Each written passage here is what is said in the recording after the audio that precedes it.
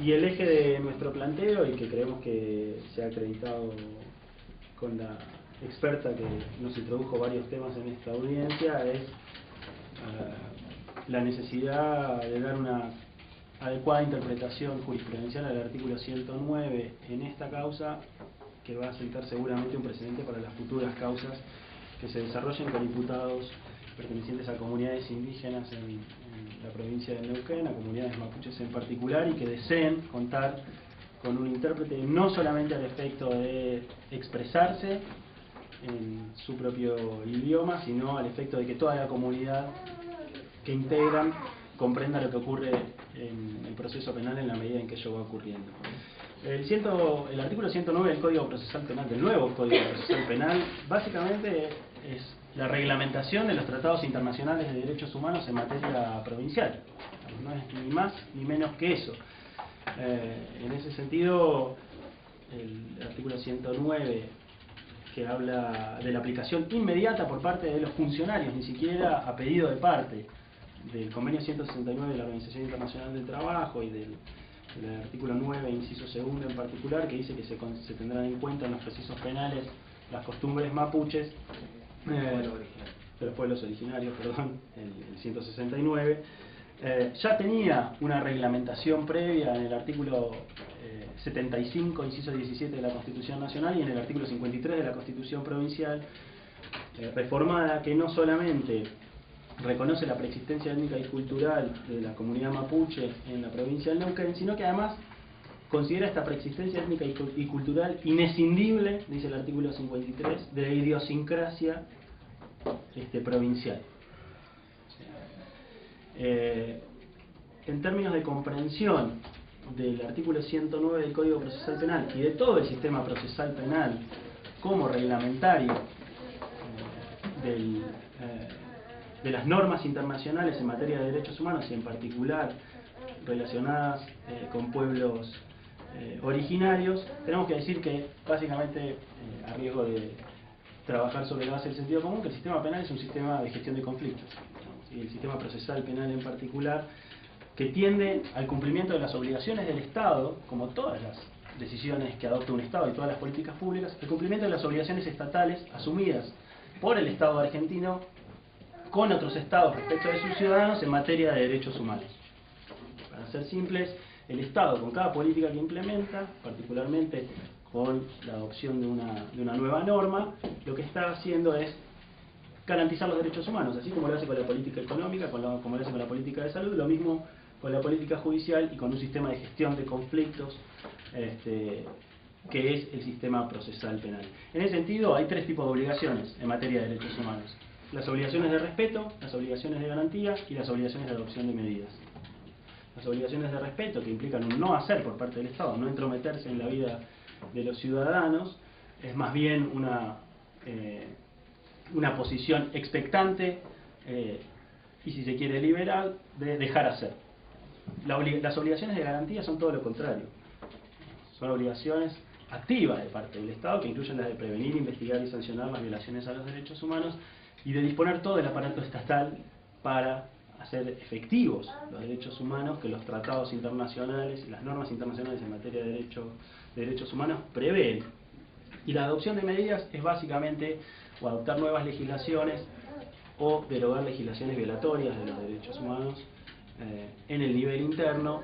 Y cuando hablamos de adopción de medidas, no es solamente medidas legislativas a nivel nacional, sino a nivel provincial, a nivel reglamentario e inclusive a nivel judicial. Con lo cual, lo único que estamos pidiendo nosotros en este proceso, porque por más que parezca descabellado, es la presencia de un intérprete en las audiencias. No es nada más que eso.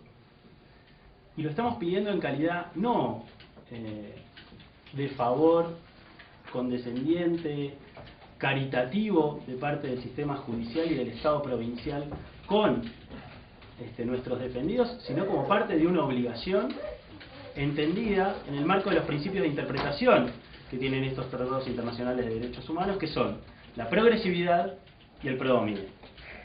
¿Qué significa progresividad? Cuando se alcanza un determinado grado de desarrollo en materia de derechos humanos, es imposible volver atrás, y lo que el Estado debe comprometer es el avance del reconocimiento de esos derechos a lo largo del tiempo. Y me viene bien, sí, aquí la prueba introducida por la querella, que es el expediente Aninil, o caratulado Aninil, y los incidentes de recusación respectivos, y no solamente la foja que trae a colación la Fiscalía y la querella, que se refiere a una decisión, a un informe que el Superior Tribunal de Justicia emite, creo, si el Tribunal me puede corregir, en el año 2012, en el año 2013, no lo tengo presente, sobre, ante la consulta del juez de instrucción sobre la existencia de un intérprete o de un perito, de un intérprete mapudungún, en las listas de peritos o expertos con que cuenta la Superintendencia del Tribunal Superior de Justicia de la provincia, y esa Secretaría de Superintendencia manifiesta que no hay ningún perito matriculado o intérprete, pero que sí tienen el antecedente de un caso, citan el auto, no lo recuerdo ahora, del año 2008, donde intervino una persona que creo que se llama Nicasio Andinao como intérprete, y el juez de instrucción, que es lo que no introduce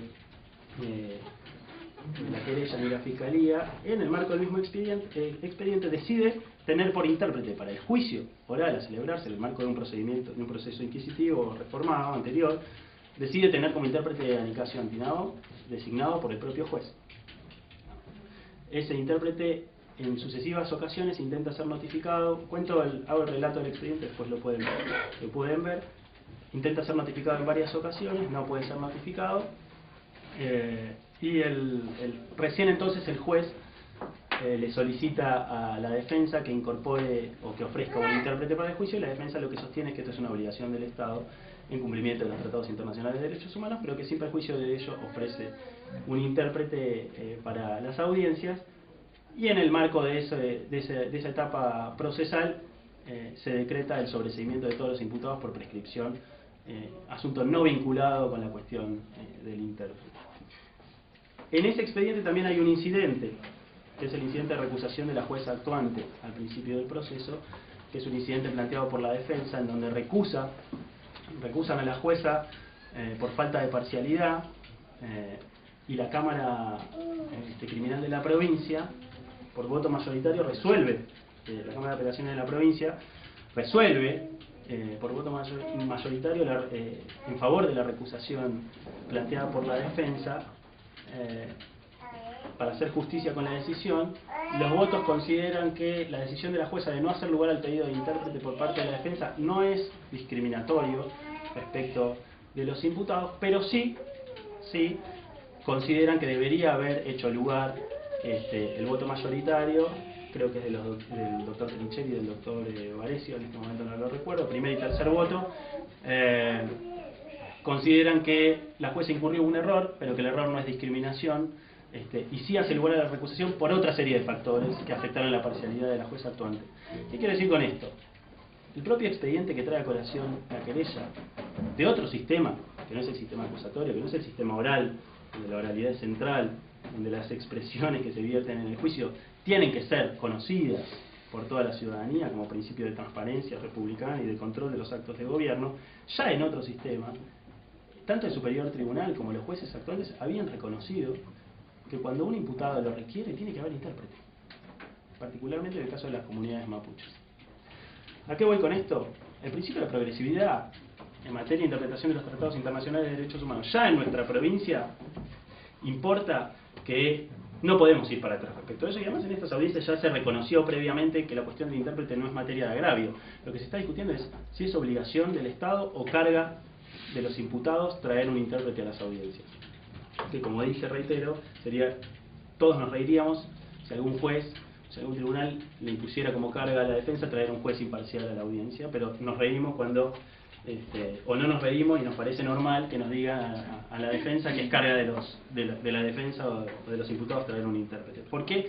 Porque hay una visión jerárquica distinta, ¿sí?, del derecho a la diversidad cultural y del derecho a hablar en el propio idioma que el derecho a un juez imparcial. ¿Por qué? Porque hay una visión hegemónica, sin ninguna duda, de cómo deben realizarse las audiencias en el sistema procesal penal, pero que no es la visión que el nuevo código trae. No es la nueva visión que se ha discutido en los debates parlamentarios del código, que si bien el artículo 109 quedó más restringido de lo que originariamente se había propuesto, sí mantuvo la progresividad antedicha y sí mantuvo la necesidad de respetar las costumbres originarias en el marco de los procesos penales, y ya la testigo ofrecida habló de las costumbres, habló del idioma, habló de lo importante del idioma en la construcción de la identidad, de una identidad preexistente a la identidad de los que habitamos el Estado Nacional, o de nuestros antepasados que habitaron el suelo argentino, y cómo esa identidad construye la propia cultura, la propia historia, y al haber sido avasallada a lo largo del tiempo y reconocida esa preexistencia, ha habido una política reparatoria de parte del Estado, no solamente por una decisión propia, sino en cumplimiento de los tratados internacionales de derechos humanos, que es progresiva y que no puede retroceder. Y el segundo principio de interpretación de las obligaciones en materia de derechos humanos es el principio pro homine. ¿Qué significa pro homine? Básicamente que las restricciones a los derechos humanos deben ser interpretadas de la forma más restrictiva, valga la redundancia posible, o más limitada posible, y los reconocimientos y garantías de derechos deben ser interpretados de la forma más extensiva. Entonces, que quieran interpretar desde donde sea, desde la Fiscalía, desde la querella, desde los jueces que intervinieron en las audiencias anteriores, el derecho al intérprete solamente de la visión restrictiva de que comprende o no comprende el idioma, cuando ya hemos manifestado hasta el cansancio de que el idioma lo comprende y que a lo que nos estamos refiriendo es a otro tipo de derechos, no solamente entender lo que ocurre en el intercambio verbal en la audiencia, nos parece que no cumple el estándar impuesto por el principio de interpretación de los tratados internacionales de derechos humanos pro homine. En ese sentido,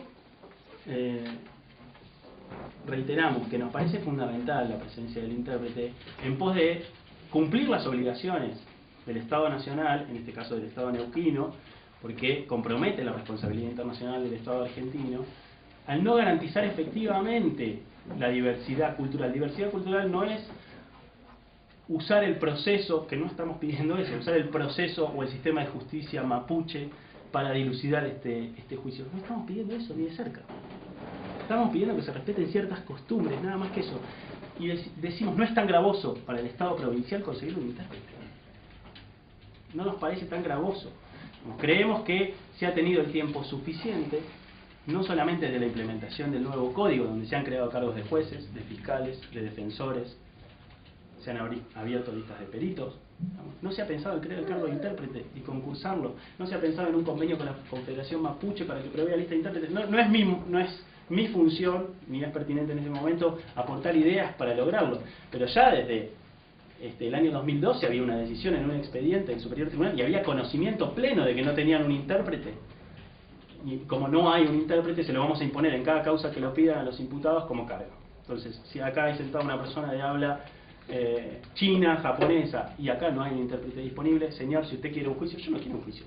Ustedes me quieren formular cargos a mí. Ustedes le quieren formular cargos a mis defendidos. No es nuestro interés estar en esta sala de audiencia. Si ustedes son los interesados en formular cargos, el sistema de persecución penal de la provincia es el interesado en formular cargos, que lo hagan en el marco del respeto de los derechos de los imputados. Y es obligación de los tribunales hacer efectivo ese derecho. Y ese derecho a la diversidad cultural, a la igualdad, entendida en el marco de un contexto histórico, de los tratados internacionales de derechos humanos y del 109 como reglamentación de toda esa normativa, me parece que es nada más que eso lo que estamos solicitando, y por eso reiteramos el pedido de que el tribunal haga lugar a nuestro pedido de realizar una audiencia complementaria de la anterior, en donde se puedan formular los cargos con la presencia de un intérprete mapudungún, y que para las sucesivas audiencias, si el tribunal lo considera pertinente en el marco del presente proceso, también se designe un intérprete para la participación en esa calidad en cada una de ellas. Continuando con lo que señaló Darío, entiendo que estamos en la provincia, o sea, para quienes actuamos o formamos parte del sistema penal, ya sea como funcionarios o de alguna manera como los abogados que también aportamos al sistema penal. Esto es conocido, pero dada la audiencia y demás, o sea, aquellos que no pertenecen al fuero y demás, o no forman parte de su trabajo diario de esta actividad. Es importante destacar que estamos viviendo un momento de cambio, estamos poniendo en marcha un nuevo Código Procesal Penal que no es solo una nueva ley, sino que claramente es un cambio de paradigma, que rigen nuevos principios.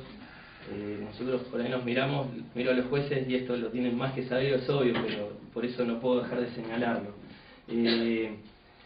Nuestra provincia y tiene vínculo también con el idioma que se utiliza y con las apreciaciones que hizo la antropóloga. Nuestro nuevo código puso en vigencia institutos nuevos, el juicio por jurados, da un alcance de participación ciudadana mucho más amplio. Me voy a referir al artículo 4, también menciona claramente la necesidad de participación ciudadana, y el artículo 7 sienta los principios no del proceso penal, dice del proceso acusatorio. Y dentro de esos principios tenemos publicidad, oralidad e inmediación. Los principios claros del proceso penal que hay que garantizar en cada etapa, en cada audiencia. La publicidad, lo tenemos sabido, lo hemos escuchado bien de hasta el hartazgo, lo hemos leído en Mayer y en otros autores. La publicidad es tanto una garantía del imputado como una condición de legitimidad del proceso. Y vinculando esto con el 109 del Código Procesal Penal y el alcance constitucional que ya explicó Darío, esta publicidad debe abarcar también, debe entender esta diversidad cultural, debe respetar las costumbres de los pueblos originarios cuando un miembro de esta comunidad, de este pueblo, se vea en un proceso penal. Eso ya lo entendemos. Entiendo también, como señaló Darío, que no la discusión de que si debe o no debe haber un intérprete, ya no estamos en esa discusión, sino estamos respecto de el Estado debe garantizarlo, debe proveer un intérprete, debe arbitrar los medios, los esfuerzos para que esto pueda ser posible y así poder tener un juicio legítimo, un juicio justo. Entendemos que esto revierte tiene en esta instancia una gravedad institucional mayúscula, porque estamos hablando de garantías constitucionales que ya fueron mencionadas y porque estamos hablando, nuestro entendimiento, dado la publicidad que han ido teniendo las distintas audiencias, es la primera, las audiencias se desarrollaron en toda la provincia, es la primera audiencia donde se está planteando esta cuestión. Por lo cual la resolución que ustedes, señores jueces, arriben nos parece de suma importancia. Y así también es menester hacer reserva de las recursivas, de los recurso ante el Tribunal Superior y en su caso el recurso extraordinario federal, en razón de las garantías procesales que ya mencionó el doctor Kosowski, que se encuentran en juego. Creo que es importante señalar esto. Yo creo que es posible, es completamente factible y posible realizar esto. En audiencias anteriores, no sé si luego la querella se va a referir, ha hecho ciertas manifestaciones. La idea nuestra de que venga la antropóloga justamente a arrojar luz, dejar de tener este discurso de dos formas de pensar como dos prismas y empezar a hablar el mismo idioma, por lo menos en lo que es respeto a la diversidad cultural. Dejar de tener el choque entre una posición de hegemonía para pasar a una posición de respeto y de garantía, y de que donde se arbitran los medios, tal como, porque no estamos hablando del derecho a aplicar de los pueblos originarios en razón de su comunidad, sino del derecho que está escrito en nuestros códigos, en nuestra Constitución, en la Constitución que es de todos, ¿sí? Así que no quiero ahondar más, creo que todo lo demás fue explicado por el doctor. En cuanto al segundo agravio, muy brevemente, las precisiones que nosotros habíamos solicitado respecto de esto, en función de que sea lo que, o sea, las reitero como están así expresadas oportunamente. En función de eso, igualmente creo que tendrá una oportunidad, en caso de que su señoría haga lugar al pedido y entienda que los cargos fueron formulados parcialmente y se ordene la realización de una nueva audiencia a fin de ampliar los cargos en el idioma con la participación de un intérprete en Mapudungun o Mapudungun. Va a ser allí una oportunidad donde puede ser saneado esto también, ¿sí? Así que dejo esa nuestra petición y bueno, luego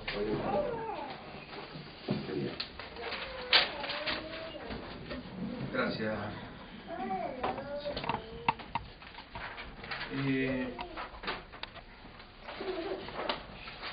Acá no se está discutiendo diversidad cultural, no se está discutiendo la falta de injerencia por parte del Estado en las decisiones culturales de las comunidades nómadas. Primero, el propio abogado dice que comprenden el idioma, que no se trata de un agravio, por lo tanto no está dentro de las previsiones del 233, del 239, no está dentro de las previsiones del 227. Es decir, ¿cuál es la decisión o qué le causó agravio? Si tengo que entender que lo que le causa agravio Por una parte dice que no es un agravio, por el otro lado dice que entienden el idioma. Si lo están entendiendo, no hay agravio. Sin perjuicio del pacto internacional, conocido por todos. Entiendo que acá no nos está diciendo agravio, y específicamente no hablo de pactos internacionales a nivel general, no nos especificó cuál sería la cuestión particular que la falta de un traductor no puedan comprender el hecho. Esto es una prueba por parte de una perito, que es la licenciada Diana Lenton. Creo que trajo claridad, comparto, trajo mucha claridad. Pero trajo claridad desde este punto. Como antropóloga nos puso en conocimiento, nos relató todo un historial de cómo es el tema mapuche, y algo de género discursivo, ante la pregunta del fiscal, quien les habla, de decir el delito. Después nos llevó a un concepto de justicia. Y nos dio un ejemplo, el caso del hijo de del lonco de una comunidad con el hijo de otra comunidad, se resuelve dentro del Consejo de Justicia. E ingresó la palabra mediación. Se resuelve. Yo no estoy diciendo y no estoy avalando que el Estado no está incumpliendo una directiva de internacional. Lo que estoy diciendo es que no se está violentando un principio de razonabilidad, no se está violentando un principio de legalidad y no se está violentando un principio de reserva. ¿Por qué? Porque lo que estamos en discusión es un hecho cometido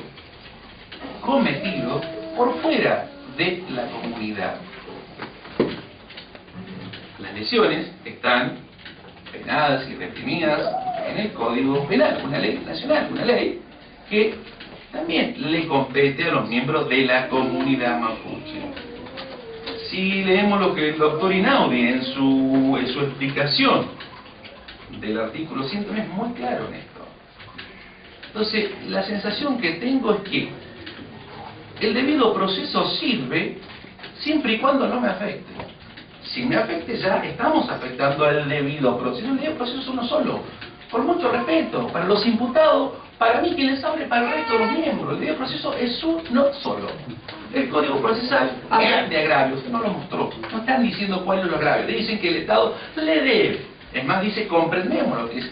¿Están comprendiendo? ¿Cuál es el agravio que le está provocando que el Estado le ponga un traductor? Se refiere a una causa. Es diferente el sentido de la causa que se prescribió, porque en ese sentido se discutía, o en ese expediente, se discutía un tema de tierras. No estamos discutiendo un tema de tierras, de tema ancestral. Estamos discutiendo que el Ministerio Fiscal, al presentar el caso, entiende que los tres imputados pueden llegar a ser culpables o no del delito de lesiones o el delito de tentativa de homicidio. No estoy diciendo que el Estado, a través del Ministerio Fiscal, se está imponiendo costumbres. ¿Por qué? Hablamos de diversidad cultural. Perdón, no estamos poniendo una frontera entre uno y otro. No es la función del derecho. Lo que se está juzgando es una conducta que es reprochable penalmente, un código penal que también los comprende. Por lo tanto, reitero las palabras o la interpretación que entiendo que dio la antropóloga. Es una cuestión de asistencia de Consejo de Justicia interno, de cuestiones entre mapuches. Esto no es entre mapuches. Es un delito del Código Penal, y si no, tendríamos que reformar el Código Penal y diría todos delitos cometidos por... Y el artículo 109, la esmerada defensa, le quiere dar una interpretación o nos quiere hacer ingresar por los ojos una interpretación que no existe. No existe, ¿por qué? Porque así como hablamos de debido proceso, no tenemos que olvidar del concepto del artículo 1 de la Constitución Nacional, sistema republicano de gobierno. Debemos hablar siempre de diversidad cultural. Sin perjuicio de todo esto, entiendo que se comprende, no se está violentando el derecho de defensa, no se está violentando el debido proceso. Nunca fue intención del Ministerio Fiscal de exigirle a la defensa que traiga un traductor. Nunca fue pedido por el Ministerio Fiscal, solamente lo que pide el Ministerio Fiscal, que en este caso es que se rechace la pretensión porque no se está cumpliendo con el 233, 239, 227 del Código Penal, que también nos rige, y que no, la defensa no nos ha dicho cuál es el debido proceso o dónde se está afectando la legítima o el legítimo derecho de defensa. Comprenden, saben lo que le estamos imputando, saben de lo que se tienen que defender. Por lo tanto, su señoría, entiendo que se debe desestimar la pretensión de los abogados defensores. Gracias. Bueno, vamos a empezar por una cuestión de orden, a referirnos primero a la prueba incorporada, principalmente a la prueba incorporada por la defensa, por la doctora en antropología, que nos explicó una serie de condiciones en las cuales se desarrollaría la actividad cultural de los pueblos indígenas en la provincia de Neuquén, particularmente en este caso de los mapuches. En realidad,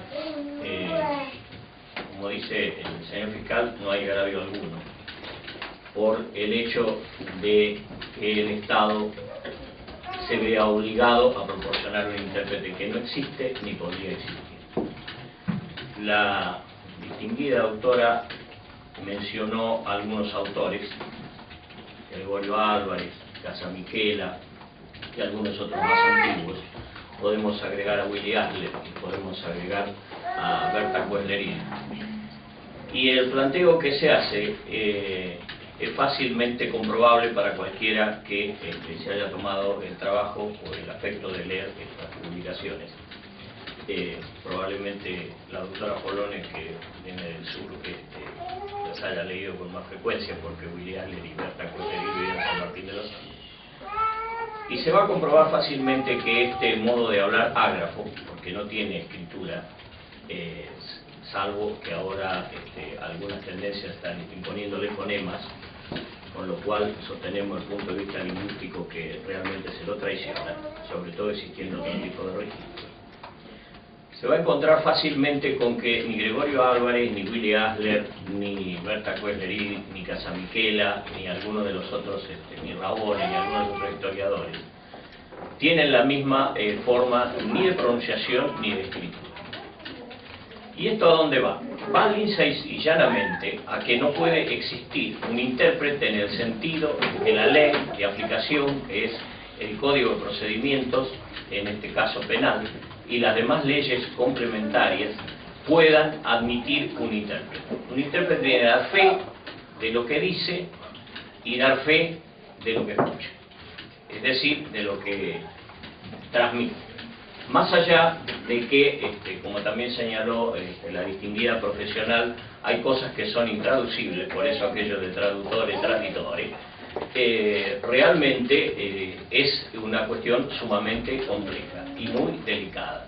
Proporcionar un intérprete es hacerse responsable de la calidad y la condición de ese intérprete. Por eso el Estado Nacional argentino y casi todos los estados del mundo, por no decir todos, cuando le dan un título de escribano a alguien y la matrícula correspondiente, y le dan un título de traductor a alguien o de intérprete, es porque esa persona ha cursado determinados estudios y ha obtenido una graduación correspondiente. La cita del ciudadano chino es francamente improcedente, porque el idioma chino, que también tiene muchas variantes, desde el mandarín para abajo, que Dios me ampare si tuviera que comprenderlas, tiene una certificación por parte de un Estado reconocido como tal, donde hay un traductor, si podemos llamar a la embajada china, al consulado chino, y nos va a proporcionar un traductor, del cual el Estado y los señores jueces pueden dar fe, sin entender, perdón. Perdón la interrupción. Señora, por favor.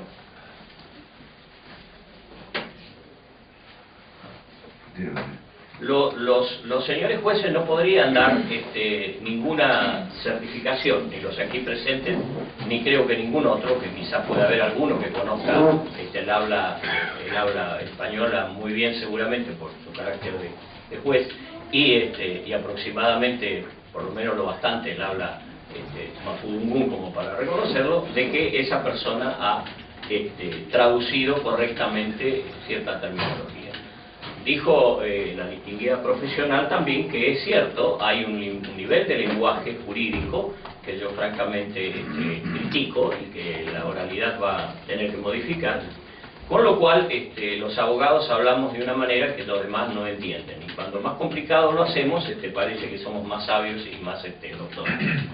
Pero de todas maneras hay una cantidad de terminología que precisamente por la antigüedad del habla y por la falta de relación concreta con este sistema de proceso no tiene. Entonces tendrían que traducirse literalmente o reproducirse tal como pueden.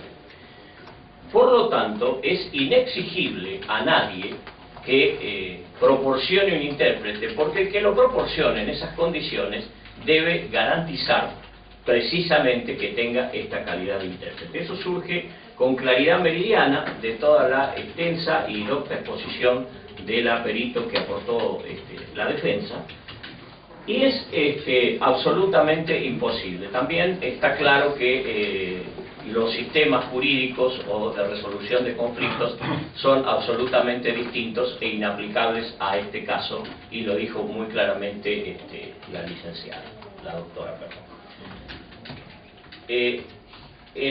la defensa se queja de la introducción de la prueba que ha proporcionado esta querella. Nosotros no trajimos aquí el problema del intérprete, lo introdujo la defensa, y por eso tenemos pleno derecho a demostrar que además de las ceremonias religiosas y de otros encuentros donde las personas más de mayor edad de la cultura etaria mapuche hablan habitualmente este idioma, y de que en las últimas épocas, en los últimos años, felizmente también lo han tratado de conservar a través de los jóvenes, que en épocas anteriores se negaban rotundamente a asumir estas costumbres. La prueba que nosotros trajimos consiste en demostrar que a nivel comunitario y social no siempre utilizan estas expresiones, sino que lo hacen cuando le quedan cómodo o cuando hay estas cuestiones que ya son de orden religioso y cuasi filosófico. De ninguna manera lo hacen en sus reuniones habituales porque sí, si no tienen una necesidad concreta. Cuando Martín se expresa a través de Radio Nacional, demuestra que se puede comunicar perfectamente, no solo con los Huincas, sino también con la gente de lo que él considera su pueblo, para dar cuenta de lo que estaba ocurriendo en determinadas situaciones de conflicto.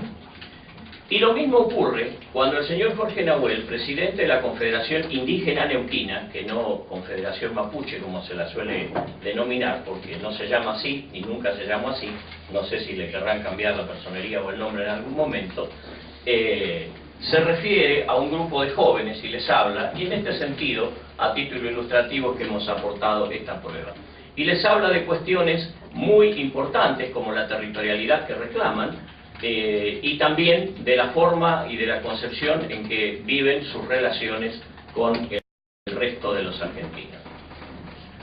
En la Confederación Indígena Mapuche, que tiene estatutos y tiene personería jurídica y tiene cuantiosos recursos, porque han recibido $3 millones en billetes que no se sabe dónde están y del cual nunca han rendido cuentas. En esos estatutos dice: fortificar los sentimientos de solidaridad y de hermandad entre nuestros paisanos y quienes tienen la suerte de haber nacido, vivir y sentirse argentinos como nosotros. Trabajar en forma pacífica, legal y permanente por la dignificación del aborigen hasta lograr que nuestra raza nativa se inserte en el fuerte tronco del ser nacional. Propiciar y colaborar en la reivindicación e incorporación de todos los aborígenes a la comunidad argentina, y por eso es la Confederación Indígena, no Mapuche. Es decir, que no se plantea esta situación.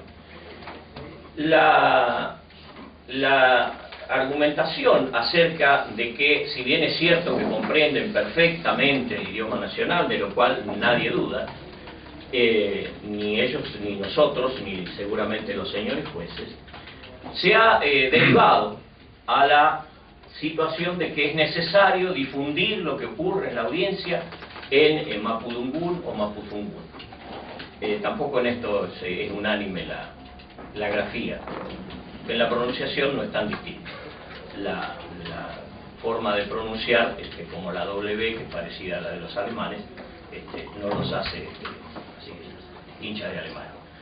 La situación es absolutamente diferente. En cuanto a la lectura del expediente que aportamos, justamente lo que queríamos demostrar con esa prueba particular es precisamente puntualmente respecto a eso, es decir, que no existe tal intérprete, porque por la sencilla razón que no podría existir. No hay una persona que pueda venir y se inscriba como intérprete y se le pueda certificar. La provincia del Neuquén ha tenido un respeto por este tema de la diversidad cultural, al punto de crear en el Consejo Provincial de Educación una dirección de lengua y cultura mapuche. Y tiene escuelas, no podrían llamarse bilingües, pero donde se respeta esta forma de hablar y de expresarse, que tiene, como ya hemos dicho varias veces, un contenido práctico concreto. Le faltan tiempos verbales que no son útiles, como el presente, que nosotros en los pseudo-occidentales utilizamos, y que es tan efímero que para la cultura práctica no tiene sentido. Si ya llegué, no estoy llegando, porque ya llegué, o es presente o es pasado, o es futuro. Esta situación hace que realmente sea imposible garantizarlo. Y si el Estado comete el dislate de proporcionar un intérprete, no podría a su vez garantizar la fidelidad de esa persona, porque no existe una certificación, por lo menos universitaria, de este carácter. Y la prueba, me remito a la prueba de la defensa, que ha dicho la doctora Lenton, que verdaderamente uno, sin entender antropología, la ve como una autoridad en el tema, que ella habla limitadamente, lo comprende. Y eso nos ocurre a casi todos los que vivimos en la provincia de Neuquén, o por lo menos a muchos de los que hemos ejercido algún tipo de militancia política y social. He escuchado muchos discursos con motivo del Congreso Pedagógico Nacional de ancianas de las comunidades y traté de trasladar eso precisamente al Congreso. En esta situación, la causa, también quiero corregir a los distinguidos defensores en algunas cosas. La resolución parcial de la Cámara no dijo que debía la doctora Álvarez en ese momento haber designado o aceptado un intérprete, de ninguna manera.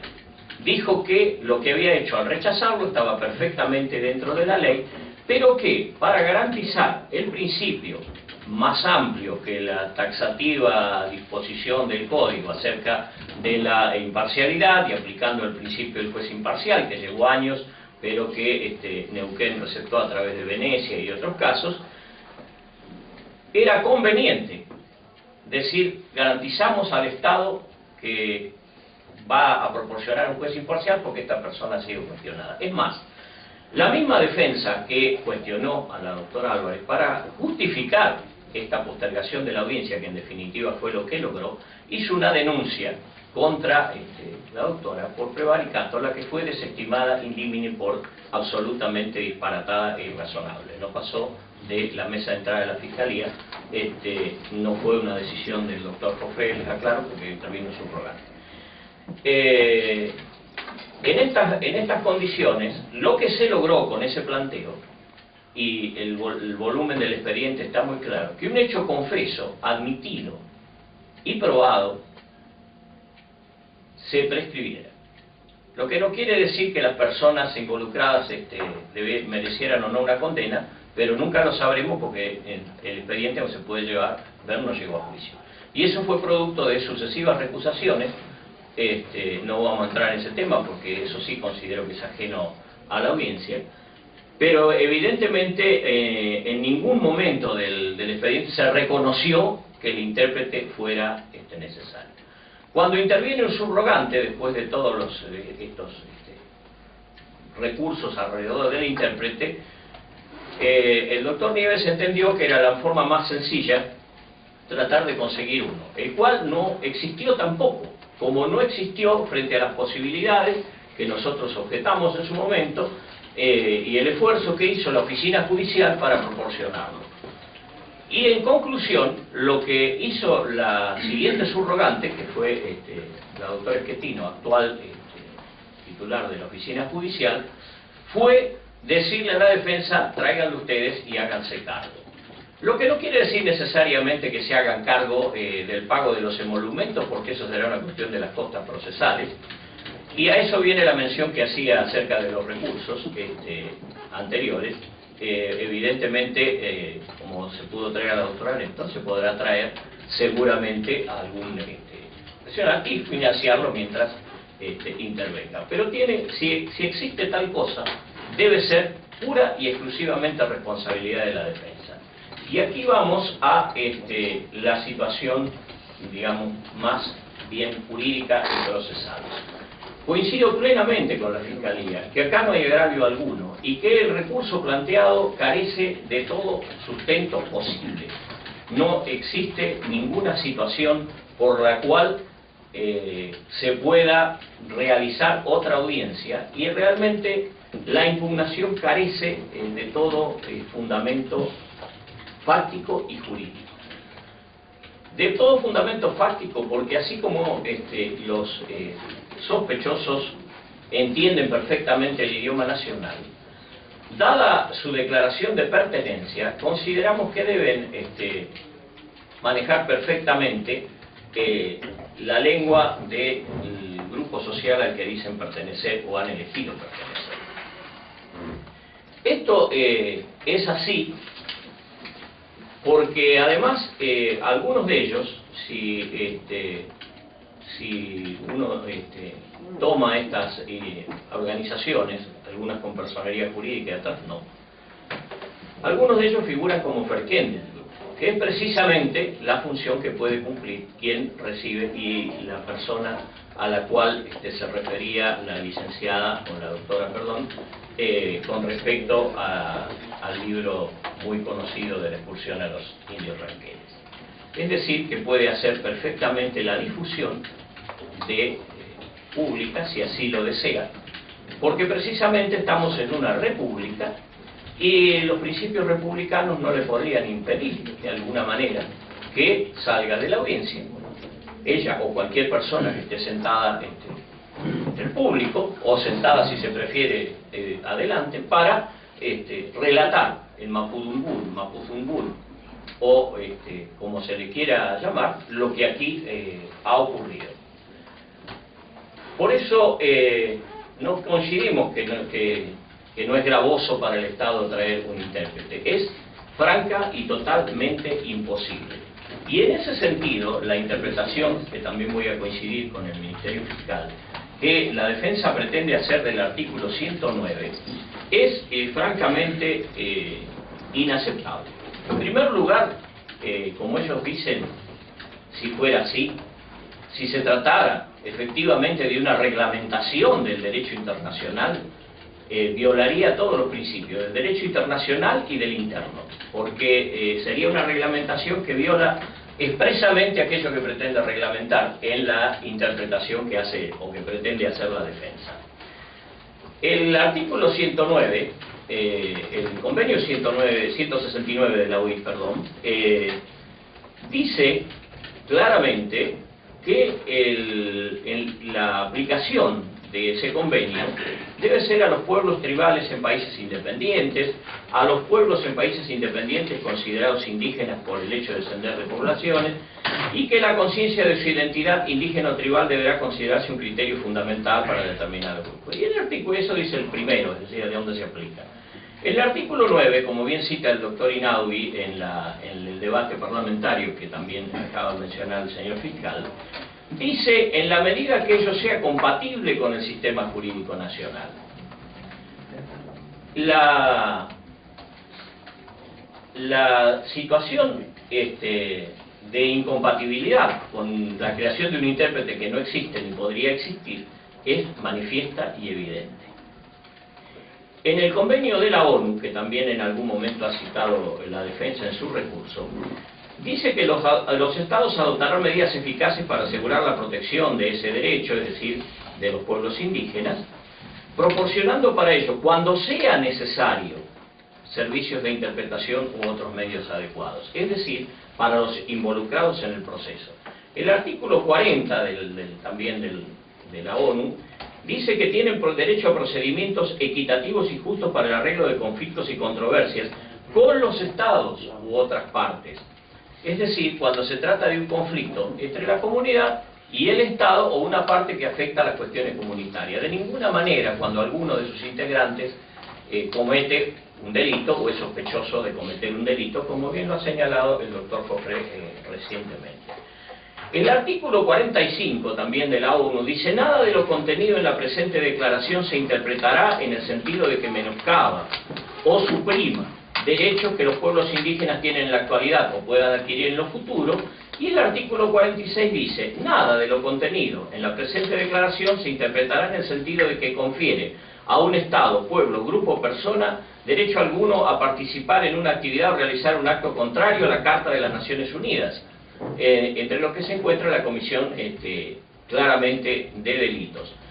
En el Parlamento Europeo y en la Comunidad Europea dice que este derecho de traducción e interpretación se refiere a aquellas personas que no hablan o no entienden la lengua del procedimiento. La Convención de Viena sobre relaciones consulares es la que determina cuándo se llama al cónsul para conseguir precisamente un intérprete. Evidentemente, si alguien conoce al cónsul de la nación mapuche, le pueden pedir que traiga un intérprete para eso. El diputado Inaudi dijo claramente que se citó aquí la resolución de la UI, del convenio 169, cuya remisión directa estamos proponiendo en el artículo, y así como decía la diputada propinante, el artículo 9 dice, hay algunas partes que se leen, aclara Inaudi, y otras que no. En tanto no sea compatible con el sistema jurídico nacional. ¿Y cuál es el sistema jurídico nacional? Se pregunta, y se responde con el artículo 16 y el 18 de la Constitución Nacional. En el debate, en realidad, no hubo, como pretende la defensa, una situación de mayor amplitud o menor amplitud. Lo que se hizo, que no pasó de la comisión respectiva, y después lo plantearon la diputada Martínez y la diputada Sánchez, en el debatir el artículo en particular y en general, fue que este artículo 109 debía reconocer el derecho a arreglar los conflictos internos. Esto fue rechazado precisamente por violatorio de la Constitución nacional. Por lo tanto, yo creo que la impugnación es absolutamente inaceptable, improponible. Las cuestiones de los intérpretes han sido claramente discernidas en toda la normativa procesal, en todos los códigos y en toda la normativa procesal internacional. No voy a leer todo este farragoso párrafo de citas al respecto, pero de ninguna manera un intérprete puede designarse de oficio en este caso, por la simple y sencilla razón de que no se puede garantizar la fidelidad de la traducción. Y simple y sencillamente estamos arriesgando que se nos plantee en cualquier instancia del proceso una retrocesión absoluta de todo lo hecho, por descubrir de pronto que el intérprete no interpreta como es debido y que no es fiel intérprete precisamente de lo que ha escuchado en la audiencia.